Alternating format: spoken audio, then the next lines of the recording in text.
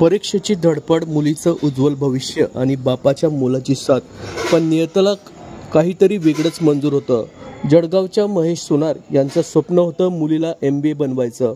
आज त्यांनी आपल्या मुलीला नयनाईला अमळनेरला CET परीक्षा देण्यासाठी स्वतः गाडी चालवत नेलं. परीक्षा झाल्यावर परत येताना धरणगाव तालुक्यातील पिपरी गावाजवळ भरधाव बोलेरो पिकअप यांच्या कारला जोरदार धडकली आणि क्षणात सारं आयुष्याला हादरा बसला. या भीषण अपघातात महेश सोनार यांचा जागीच मृत्यू झाला असून मुलगी नयना आणि मित्र राजेश धूत हे गंभीर जखमी झाले आहे. आज दिनांक 10 मे रोजी दुपारी 3 वाजता ही घटना उघडकीस आली आहे.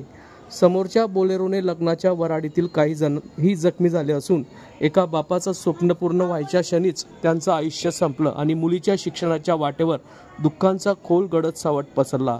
तर हळदीच्या कार्यक्रमासाठी निघालेल्या वराडीच्या गाडीला अपघात झाला असून अनेक जण जखमी झाल्यामुळे आनंदाच्या क्षणी दुःखाला सामोरे जावे लागले आहे.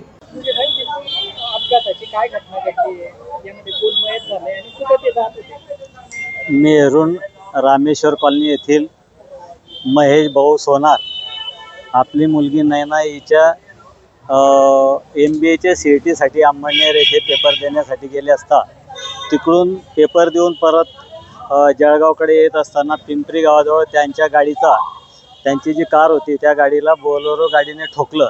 भोज येथील काहीतरी लग्नाचं वराड त्या गाडीमध्ये होतं आणि त्या ॲक्सिडेंटमध्ये तिघांचंही म्हणजे महेश भाऊ, त्यांची मुलगी आणि एक राजेश धूत म्हणून त्यांचे मित्र सोबत होते आणि ते जखमी झाले. त्यांना तिथून काही नागरिकांनी मदत केली आणि ॲम्ब्युलन्समध्ये टाकलं.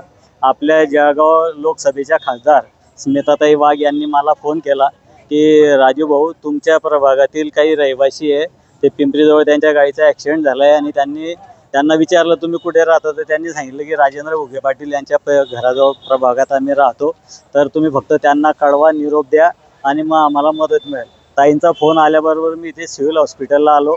आपले सिव्हिल सर्जन पाटील साहेबांशी माझी चर्चा झाली. त्यांनी डॉक्टरांना सूचना दिल्या. तिथे त्यांनी त्यांचं हे केलं, आपलं ECG केलं. तर ECG केल्यावर डॉक्टरांनी त्यांना मृत घोषित केलं.